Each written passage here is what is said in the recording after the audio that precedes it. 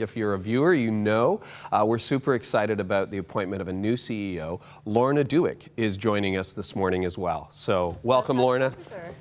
Hi, everybody. Good to come on set with you and just watch what you do and get to be together. Well, we're so excited to talk about you. And you know, you've been here only a month, but you've already started. 3 weeks. Okay, not even a month. Okay. But you really have this passion. You've really instilled it in all of us, which I think we already felt, but it's your focus, is passing that baton on to the next generation.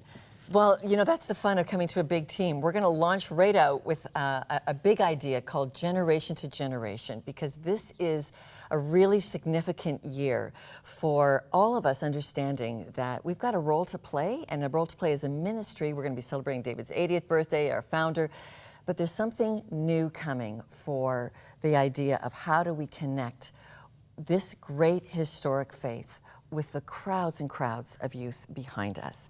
And I don't know, I thought we should talk a little bit about the mental health study that's kind of really shooken up Ontario, and it's representative for the whole country. But we've got an amazing window into over 10,000 teenagers between grade 7 and grade 12. And some fascinating stats from the Youth Mental Health Study. You can look at more of these, you know, online, but yeah, you guys have been thinking about them. Did it shock you to hear that it's increasing the anxiety that our youth are in? Carrie, you with kids all the time? Absolutely. I mean, we see that. I see that in the local church as a church pastor, Lorna, and we have a lot of students and young adults in our church. And I mean, it was over 10,000 students, as you say. 1/3 of all students are said to have found moderate to severe symptoms of psychological distress. We're seeing an increase in anxiety, and I think everybody's trying to figure out where it's coming from and what you can do about it.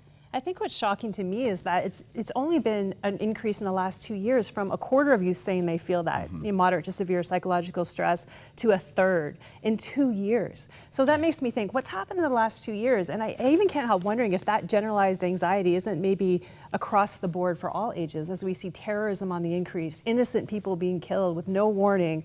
I can't help wondering if some of what we see happening in the world is actually contributing to that social anxiety. And what was interesting was the older they got as students, the more anxious they are, the report says.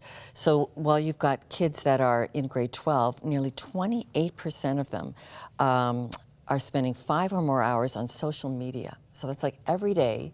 They're just consuming a lot of stuff outside their own immediate circle. And it doesn't sound like it's making them a calmer person. So a real challenge for relational engagement.